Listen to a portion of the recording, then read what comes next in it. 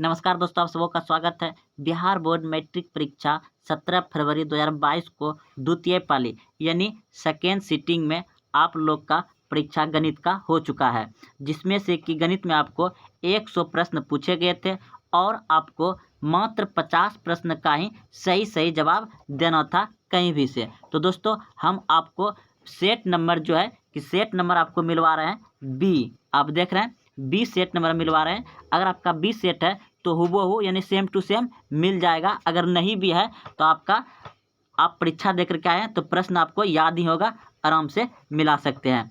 दोस्तों, आपको 100 में 100 प्रश्न बिल्कुल सही मिलवाएंगे। तो आइए, पहला प्रश्न आपको पूछा गया था कि 1000 चक्कर लगाने में एक पहिया 88 किलोमीटर तय करता है तो पहिए का व्यास है। 1000 चक्कर लगाने में एक पहिया 88 किलोमीटर तय करता है तो पहिए का व्यास है। दोस्तों, इस प्रश्न को हमने सॉल्व किया तो आंसर आया ऑप्शन नंबर सी यानी कि 28 मीटर। चलते अगले प्रश्न की ओर।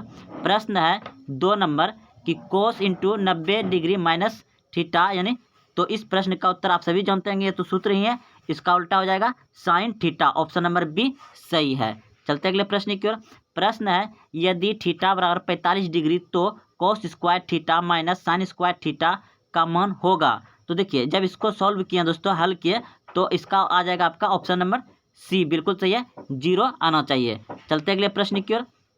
प्रश्न है आपका निम्नलिखित में किसका मान √2 के बराबर है। तो इस प्रश्न का उत्तर हो जाएगा आपका ऑप्शन नंबर सी, बिल्कुल सही है। कोसेक 45 डिग्री का मान √2 होता है। ऑप्शन नंबर डी सही है, ऑप्शन नंबर डी सही है। चलते अगले प्रश्न की ओर। प्रश्न है यदि कोस 32 डिग्री बराबर एक्स और कोस 58 डिग्री बराबर वाई तो निम्नलिखित में से कौन सा सत्य है। तो इस प्रश्न को दोस्तों जब आप हल करिएगा तो आपका आ जाएगा ऑप्शन नंबर सी, बिल्कुल सही है, एक्स से बड़ा वाई हो जाएगा। चलते अगले प्रश्न की ओर। प्रश्न है आपका, देखिए अगला प्रश्न है 6ठा नंबर, यदि थीटा बराबर 45 डिग्री तो ten square theta plus 1/sin square theta का मान होगा, क्या होगा। जब इस प्रश्न को दोस्तों आप हल करिएगा सही से तो इस प्रश्न का उत्तर हो जाएगा आपका ऑप्शन नंबर सी, बिल्कुल सही है, 3 आ जाएगा। चलते अगले प्रश्न की ओर। देखिए, प्रश्न 7 में पूछा गया था आपको कि यदि साइन 42 डिग्री बराबर पी तो साइन 48 डिग्री का मान निम्नलिखित में से कौन सा होगा। तो देखिए, जब इस प्रश्न को दोस्तों हम हल किए तो इस प्रश्न का उत्तर आया ऑप्शन नंबर सी, बिल्कुल सही है, √1 माइनस पी स्क्वायर। चलते अगले प्रश्न की ओर। प्रश्न है यदि टेन थीटा बराबर 12/5 तो साइन थीटा का मान क्या होगा। यदि टेन थीटा बराबर 12/5 तो साइन थीटा का मान क्या होगा। ऑप्शन नंबर बी हो जाएगा दोस्तों, इसका उत्तर आ जाएगा ऑप्शन नंबर बी 12/13। चलते अगले प्रश्न की ओर। प्रश्न है यदि टेन थीटा बराबर p/q तो p sine theta minus q cos theta बटे p sine theta plus q cos theta का मान होगा। दोस्तों, जब इस प्रश्न को हम हल किए तो इस प्रश्न का उत्तर आ जाएगा आपका ऑप्शन नंबर जो है कि डी, ऑप्शन नंबर डी आ जाएगा, बिल्कुल सही है। चलते अगले प्रश्न की ओर। प्रश्न है 10 number 1 plus coat square theta into 1 minus cos square theta. तो इस प्रश्न का उत्तर हो जाएगा दोस्तों आपका ऑप्शन नंबर ए, बिल्कुल सही है। चलते अगले प्रश्न की ओर।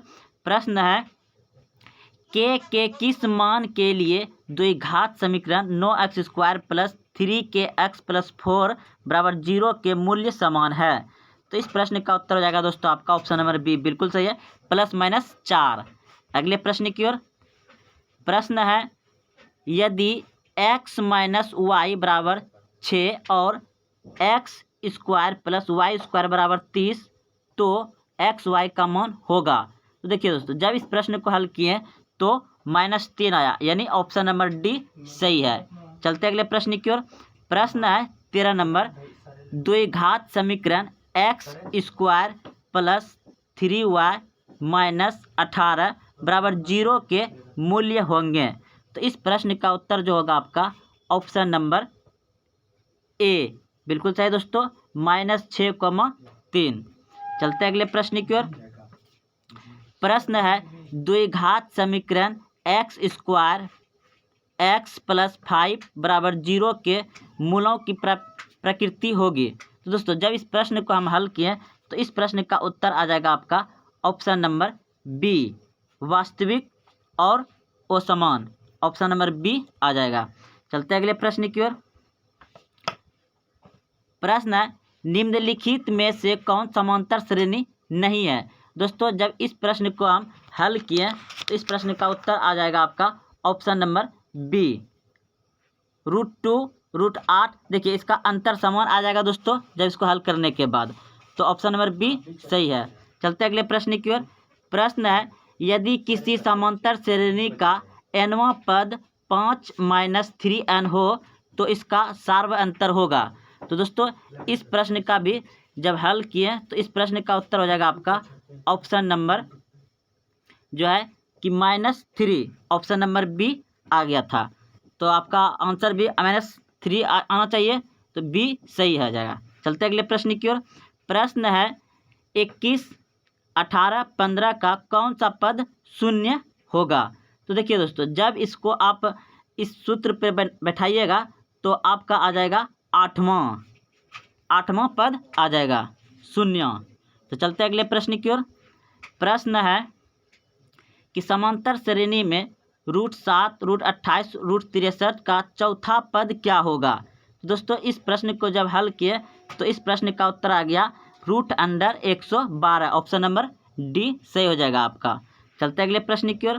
प्रश्न है यदि 2/3, ए 2 किसी समांतर श्रेणी के 3 क्रमागत पद में तो ए का मान होगा। तो दोस्तों इस प्रश्न का उत्तर हो जाएगा आपका ऑप्शन नंबर बी, बिल्कुल सही है, 4/3। चलते अगले प्रश्न की ओर।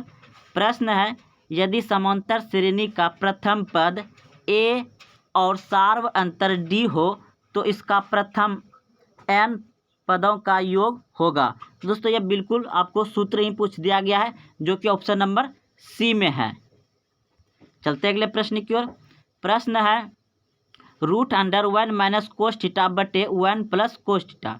तो इस प्रश्न का उत्तर क्या होगा दोस्तों, बहुत ही आसान प्रश्न था, आप इसे अच्छे से बनाए होंगे।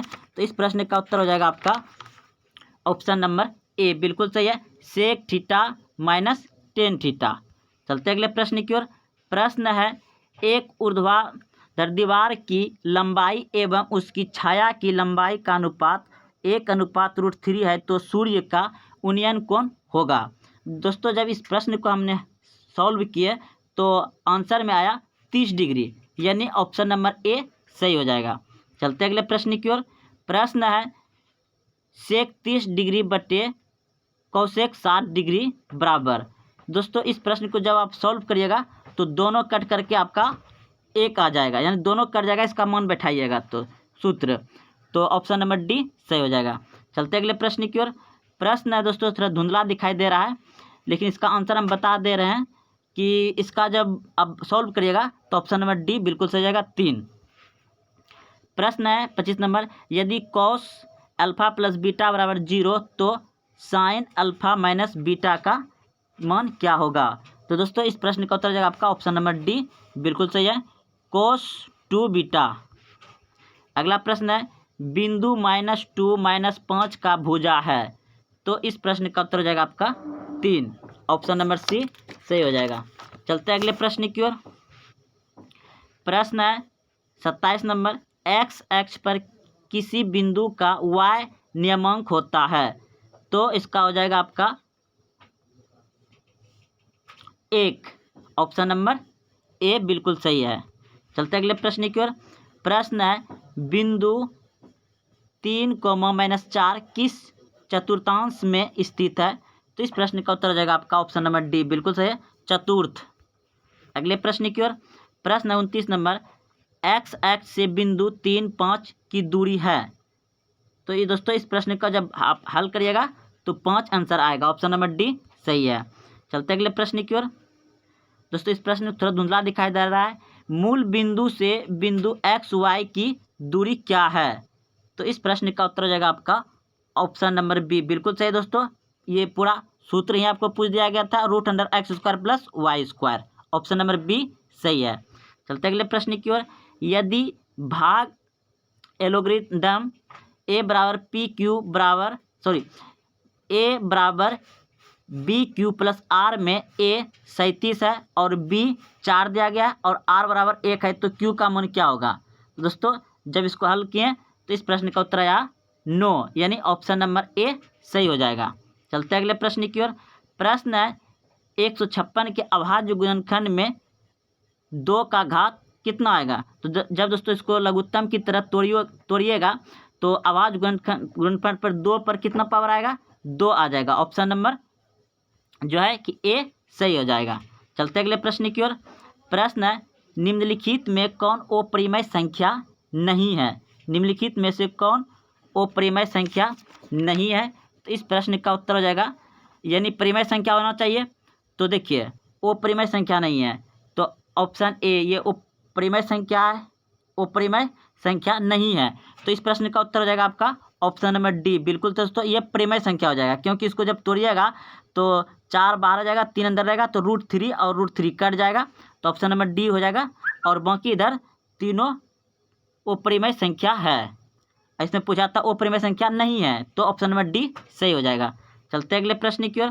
प्रश्न है 0.105 का p/2n गुना 5/m रूप निम्नलिखित में से कौन सा होगा?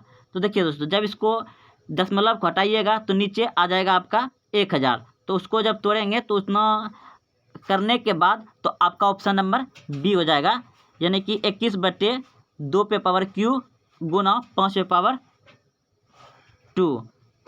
तो अगले प्रश्न की ओर। प्रश्न है निम्नलिखित में से कौन परिमेय संख्या है? तो इस प्रश्न में पूछ गया परिमेय संख्या कौन है? तो देखिए परिमेय संख्या हो जाएगा आपका ऑप्शन नंबर बी। 10 है और रूट के अंदर 100 है, तो 100 का 10 बाहर आ जाएगा, तो 10 + 10 20 हो जाएगा, यानी कि ऑप्शन नंबर बी सही हो जाएगा। चलते अगले प्रश्न की ओर।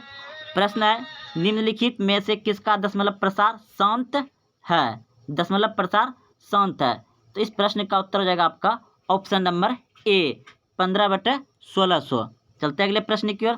प्रश्न है 2 घन पूर्णांकों ए और बी के लिए मो 100 AB गुना लो 100 AB/AB बराबर है, तो इस प्रश्न का उत्तर हो जाएगा आपका ऑप्शन नंबर ए सही हो जाएगा 1। चलते अगले प्रश्न की ओर। प्रश्न है निम्नलिखित में कौन सा युग्म सहअभाज्य है? तो युग्म में सहअभाज्य है, तो इस प्रश्न में हो जाएगा दोस्तों ऑप्शन नंबर बी 18 और 25। चलते अगले प्रश्न की ओर। प्रश्न है निम्नलिखित में से कौन यौगिक संख्या है? तो यौगिक संख्या हो जाएगा आपका ऑप्शन नंबर बी 21। चलते अगले प्रश्न की ओर। प्रश्न है निम्नलिखित में से कौन अभाज्य संख्या है? अभाज्य संख्या दोस्तों वह संख्या होता है जो अपने आप से कटे और किसी से ना कटे, तो ऑप्शन नंबर क्या हो जाएगा इसमें आपका डी, यानी कि 31। चलते अगले प्रश्न की ओर। प्रश्न है यदि किसी बारंबारता सारणी का माध्य 27 एवं माध्यिका 33 हो तो बहुलक होगा, तो इस प्रश्न का उत्तर हो जाएगा आपका 45। ऑप्शन नंबर सी 41 का हो जाएगा 45। चलते अगले प्रश्न की ओर। प्रश्न है असंभव घटना की प्रतियोगिता होती है, तो असंभव घटना की प्रतियोगिता होती है 0। ऑप्शन नंबर सी सही हो जाएगा। चलते अगले प्रश्न की ओर। प्रश्न है यदि PE किसी घटना E की प्रतियोगिता हो तो निम्नलिखित में से कौन सा सही है? तो इस प्रश्न का उत्तर हो जाएगा आपका ऑप्शन नंबर सी सही है। चलते अगले प्रश्न की ओर। प्रश्न है यदि किसी खेल को जीतने की प्रतियोगिता 0.4 है तो उसे हराने की प्रतियोगिता होगी, तो देखिए जब इसे सॉल्व करिएगा दोस्तों तो आपका आ जाएगा 0.6। Option number C. चलते अगले प्रश्न की ओर। प्रश्न है 2 सिक्कों की युग्मत उछालने में एक भी शीर्ष नहीं आने की प्रतियोगिता क्या होगी? तो देखिए दोस्तों जब इसे देखिए इस प्रश्न का उत्तर हो जाएगा आपका ऑप्शन नंबर बी 1/4 आ जाएगा। चलते अगले प्रश्न की ओर।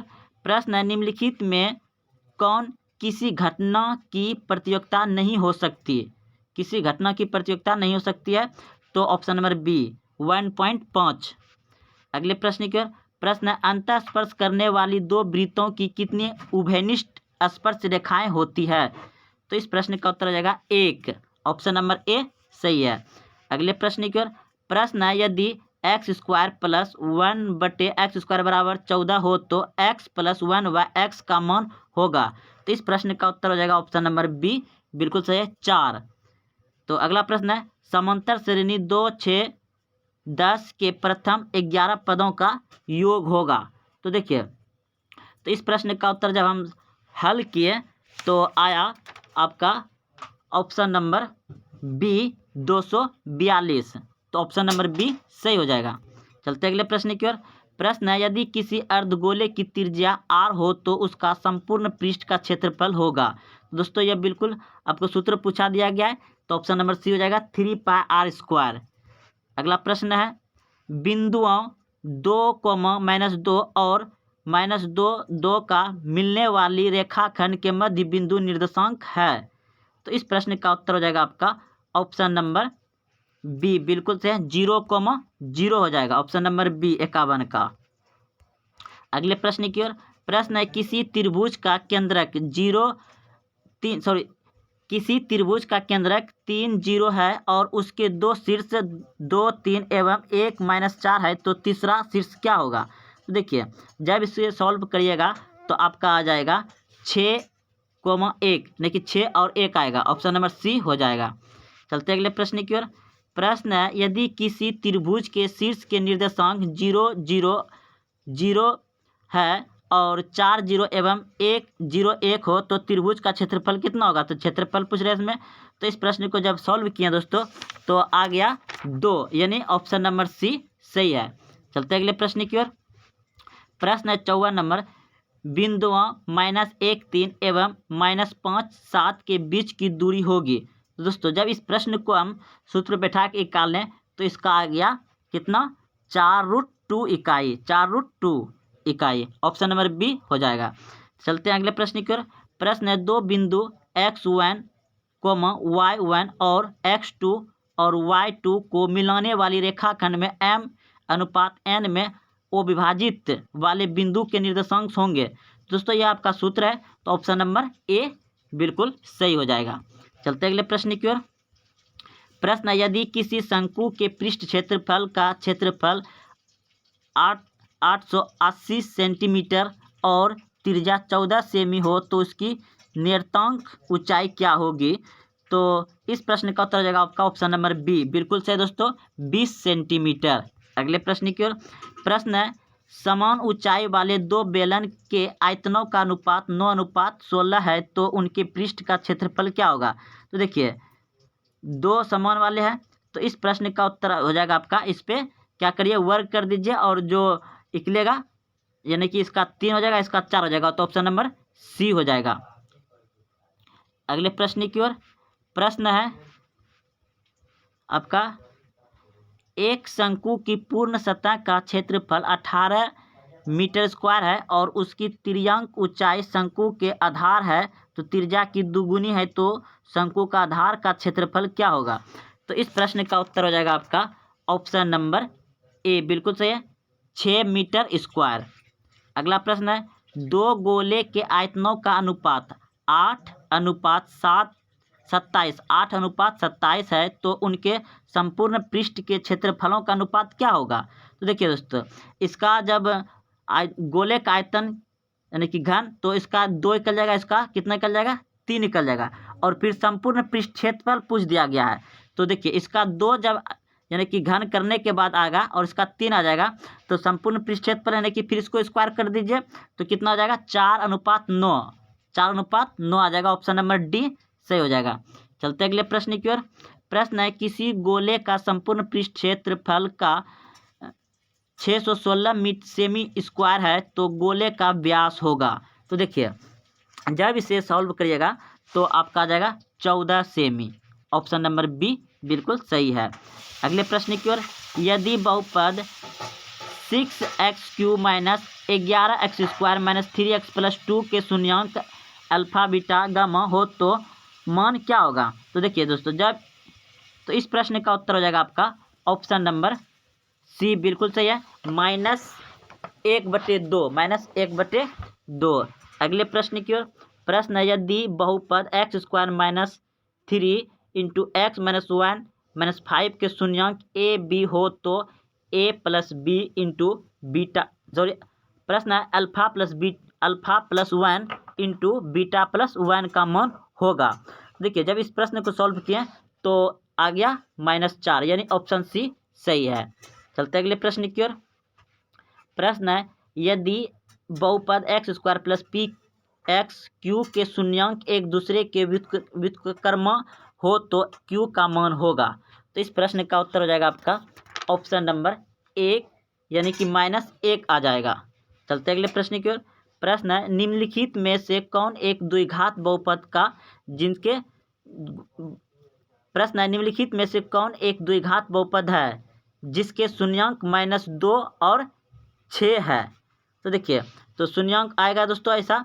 तो इस प्रश्न को सॉल्व करने के बाद पता चला ऑप्शन ए से -2 और 6 आएगा।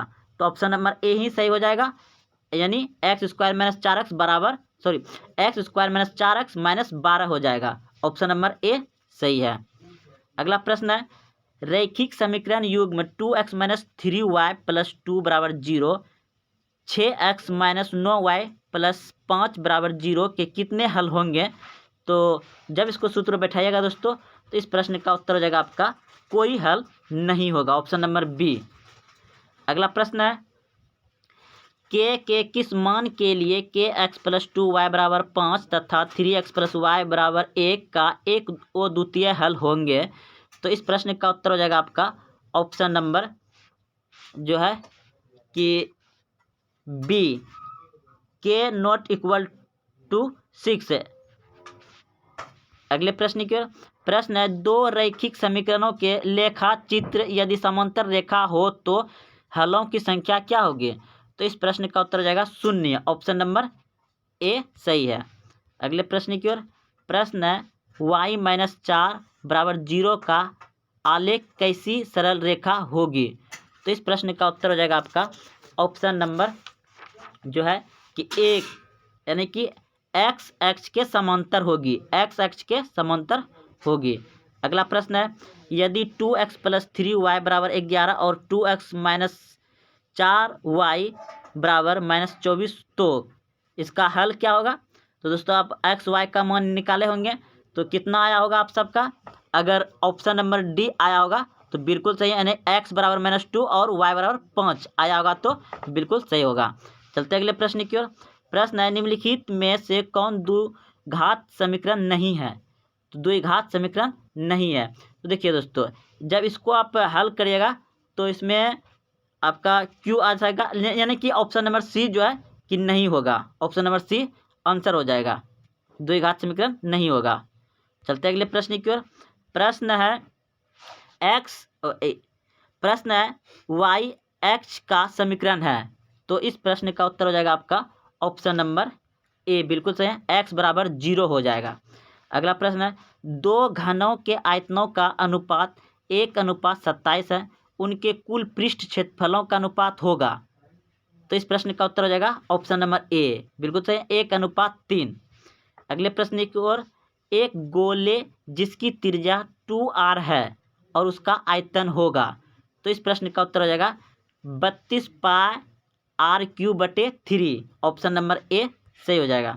अगला प्रश्न है यदि 6, 8, 9 x एवं 13 का माध्य 10 है तो x का मान क्या होगा। तो दोस्तों इस प्रश्न का उत्तर हो जाएगा आपका ऑप्शन नंबर हो जाएगा आपका इसका सॉल्व करने के बाद आया 14, ऑप्शन नंबर बी सही है। अगले प्रश्न की ओर। इस प्रश्न का उत्तर आप सभी जानते हैं कि छोटका से लेकर के बड़का तक बैठाते हैं। जैसे कि कितना दिया है 6, और फिर इसमें दोस्तों हम बैठा के चेक कर लिए हैं, जो कि बीच में आपका आ जाएगा 16 और दोनों तरफ बराबर कट जाएगा। तो आपका आंसर आ जाएगा इसमें ए, बिल्कुल सही है। आप सभी जानते होंगे बनाने के लिए कि सबसे छोटी संख्या को लिखते हैं, उसके बाद फिर बड़ी संख्या, फिर उससे बड़ी संख्या, फिर उससे बड़ी संख्या, और दोनों तरफ से क्या करते हैं, कटाते हैं। तो ऑप्शन नंबर ए यानी कि 16 बीच में आ जाएगा। चलते हैं अगले प्रश्न की ओर।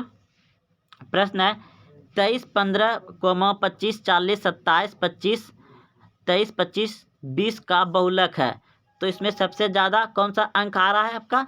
25 आ रहा है। 25 आ रहा है। 25 कितना बार है? 3 बार है। 1 2 3 बार है और सब तो कम है, यानी कि 25 ही आपका बोलक हो जाएगा। ऑप्शन नंबर बी सही है। अगला प्रश्न है आंकड़े 12 25 15 18 17 20 6 11 16 30 में से परिसर ज्ञात करिए। दोस्तों इसमें परिसर ज्ञात करते हैं, यानी कि सबसे बड़ी संख्या पकड़ते हैं और सबसे छोटी संख्या को घटाते हैं। सबसे बड़ी संख्या में सबसे छोटी संख्या घटाते हैं। तो सबसे बड़ी संख्या कितना आपका? 32 है और 32 में से आप क्या करिएगा? सबसे छोटी संख्या कितना है? 6 है। तो 32 में से 6 घटा दीजिएगा, कितना बच जाएगा आपका? 29। ऑप्शन नंबर सॉरी 26 बच जाएगा दोस्तों। ऑप्शन नंबर सी हो जाएगा। सबसे बड़ी संख्या में छोटी संख्या घटाइएगा तो 32 में 6 गया तो आ जाएगा 26। ऑप्शन नंबर सी हो जाएगा परिसर। अगला प्रश्न देखिए, अब पूछ रहा है यहाँ पे वर्ग अंतराल 130 और 150 का वर्ग चिन्ह होगा। तो दोस्तों इस बीच में कितना आ जाएगा? 140 आ जाएगा। 140 आ जाएगा। तो यही वर्ग चिन्ह हो जाएगा, यानी कि ऑप्शन नंबर सी हो जाएगा। Option number C 140।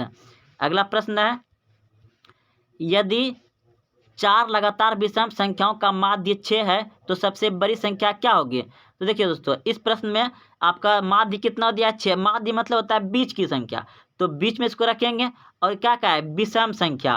तो विषम संख्या यानी कि 4 संख्या का है, तो इधर ले लेंगे हम, कितना लेंगे?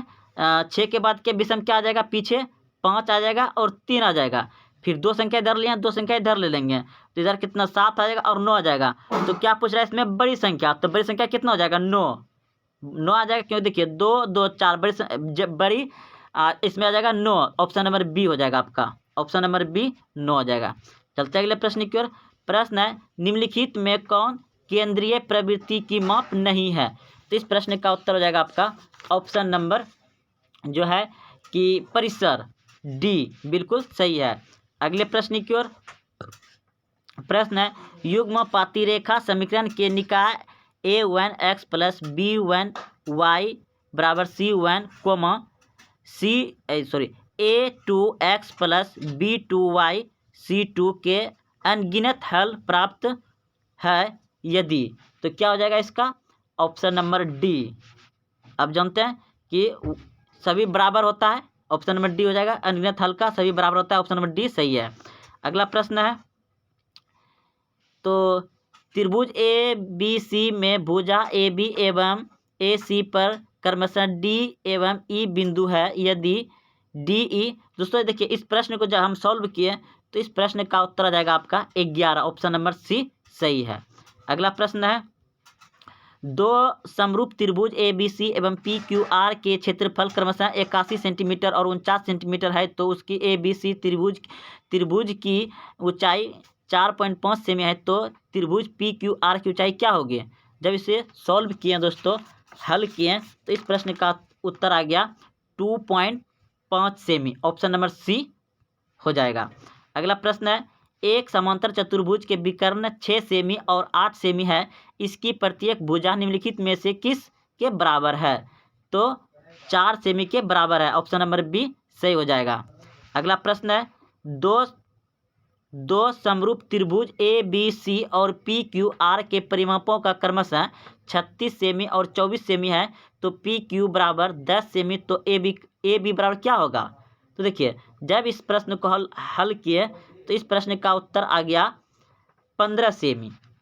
आपका भी आया होगा, तो बिल्कुल सही है 15 सेमी। चलते अगले प्रश्न की ओर। एक समबाहु त्रिभुज का क्षेत्रफल 4√3 सेंटीमीटर स्क्वायर है, तो इसकी परिमिति क्या होगी? तो इस प्रश्न को जब दोस्तों हल किए तो आ गया 12√3 सेमी। ऑप्शन नंबर सी सही है। अगला प्रश्न है 12 सेमी त्रिज्या वाले अर्धवृत्त की कुल परिमिति होगी। 12 सेमी त्रिज्या वाले अर्धवृत्त की कुल परिमिति होगी, तो जब इसको हल किए तो पाई प्लस 2 इंटू 12 सेमी आ गया। ऑप्शन नंबर बी आया था, तो यानी बी नंबर सही है। अगले प्रश्न की ओर।